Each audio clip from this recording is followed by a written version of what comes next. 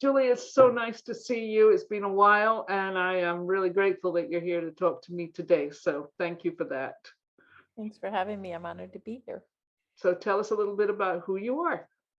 I'm Julie Castro Abrams, and I am a racial and gender justice activist my entire life. I'm all about women's leadership and addressing inequity. My titles today, and I say that very intentionally, just what it is today, is that I'm the CEO of an organization called How Women Lead. It's a network of really almost 60,000 women leaders who are all working on developing and growing themselves, but also breaking through and having an impact together. And I think that's sort of the magic for me, is the together. And I also have an underpinning of a sort of countercultural framework that I have integrated, which says we're going to be better with each other than what our culture has set us up for. So that all those movies about the mean girls and the experiences we've all had with that, I don't want that anywhere around me. I assume you don't either. And one of the things I've found is when we invite women to be their best selves in this countercultural frame, they love it. They're hopeful and excited to be together, and it really opens up a whole world of possibilities when people are sort of invited to be in a safe. If we all agree those are the rules of the road, it's safer and everybody steps up. So it also includes making introductions to and saying yes to helping each other. A lot of women hold their contacts really close to their vest. It might have something to do with being fearful, who knows? But we invite people to say yes to making introductions, to reinforcing her voice, and to being unabashedly visible themselves, which is these are all things that are sort of counter what the culture tells us. And then I also, part of what I do is have an impact. And so I'm also the managing partner of a venture firm. We have two funds in that firm. And it is, as far as we know, it is the only gender lens. It's the only fund in the United States that focuses solely on companies founded by women and run by women. So our intention is to really disrupt the venture landscape so that women have the fuel to really lead the kind of companies we all want to see in the world. There is so much that you just said that I just want to respond to, because it's so right on. I mean, one of the reasons why I'm doing the new book, Fearless Women Leading the Way, is because we need more women at the top. We need more women who are taking ownership and authority of their skills, talents, gifts, whatever you want to call it. But we need more women at the top. And that's the piece I can see very clearly. Our world is pretty messed up. So let's get some more women running the show. I'm sure it will make a difference. And Yeah, indeed. as I said, there's so much that you just mentioned that I'm like, I am so on the same page, as you probably know. So here's my 5 questions for you. Where has fear limited your opportunities? That's a hard question for me because I don't live in fear. I am generally pretty fearless. So I do think, I don't know. I mean, I guess on occasion, maybe I could have bigger goals, but I don't feel like it's based in fear. I think it's based in sort of pragmatism. It's like, well, I don't like saying I'm going to do something unless I know generally the path to get there.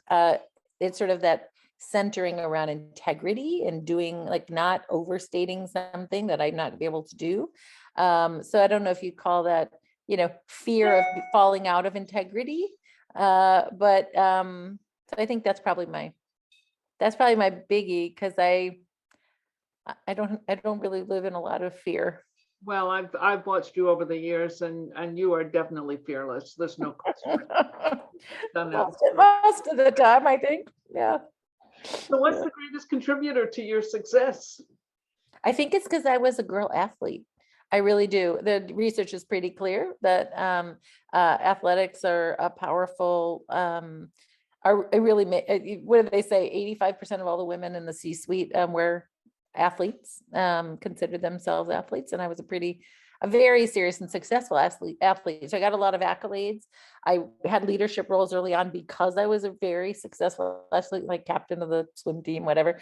But I also remember in my early 20s when I would dive off, I would actually have a leadership challenge. At night, I would dream of diving off the starting blocks. And that would be like that explosion of power and that dolphin kick under the water. Like that was my processing for my leadership. And so I think that's probably also where, I learned this sort of, here are the building blocks to getting where you want to go. You work out, get you refine your technique. I build to get to where I want to go. And so that's kind of how I think that's my. Yeah, and I can definitely relate to that, having done martial arts for years. There's a perseverance and a determination that is really essential, and I think it informs everything that we do in life. So I'm 100% behind you on that. So third question for you is, what will happen in the workplace or the world for you to feel like you've left a lasting legacy? Well, I think I have a pretty big one already, but I want to disrupt the venture landscape. Only 2% of venture dollars go to women-founded companies. And the vision I have is really big. It's a matter of, it's such a weird environment right now. Finding talented people to work with me is the biggest thing. I've built a really kick-ass team of people who are super, committed, but it is not easy to find people to work, I think, on your team. So honestly, that's probably my big gating factor today, just because I'm in it right now. I'm in the soup and needing to like put a bunch of job descriptions together and find some great talent. But my intention is to, capture the fact that more women have wealth than we've ever had before. We have more wealth than we've ever had before. We'll have 66% of the wealth by 2030. And I really want to help women understand how they can step into their power and their influence by playing in venture. It's first people on boards. It's the influencing the culture of all the companies we want to have out there. It's and it's really fueling the kind of leaders we want to see. So that's a kind of a big wedge for me today. I've done a lot around women on boards, and we drove legislation. We placed women on boards.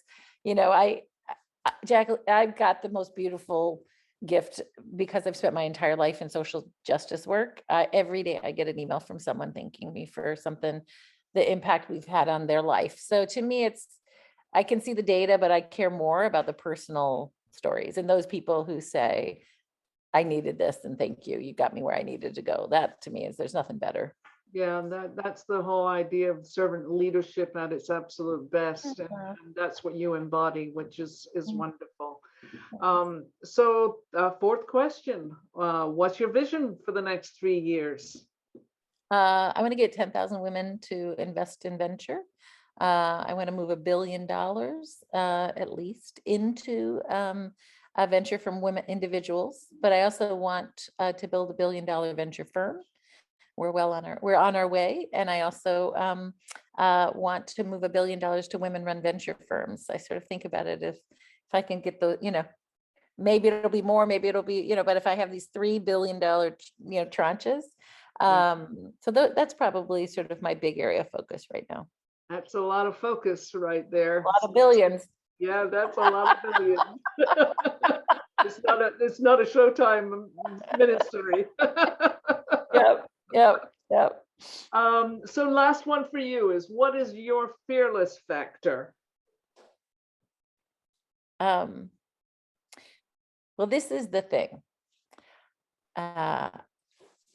In order to be fearless, you have to feel safe and grounded. I didn't get that from my family of origin.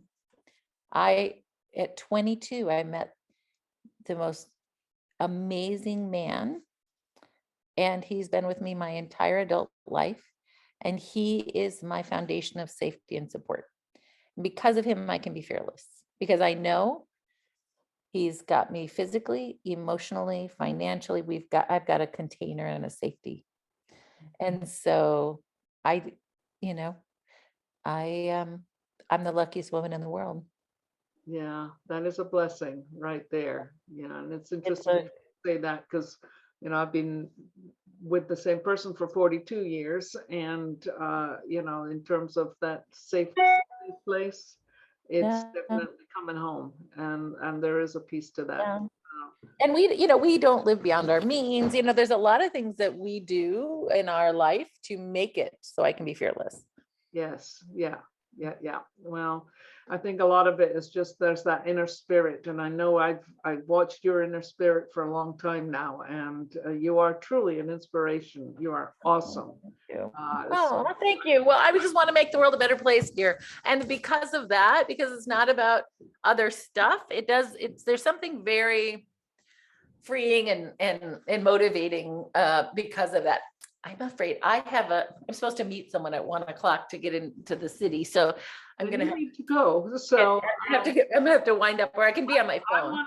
I want to thank you for being here today, for giving me the time, and it's definitely time for me to connect with how women lead. So I look You forward to. are hanging out with How Women Lead all day long, it sounds like. So congratulations on your new book. And I love this frame. It's wonderful. Terrific. All right. Well, thanks, Julie.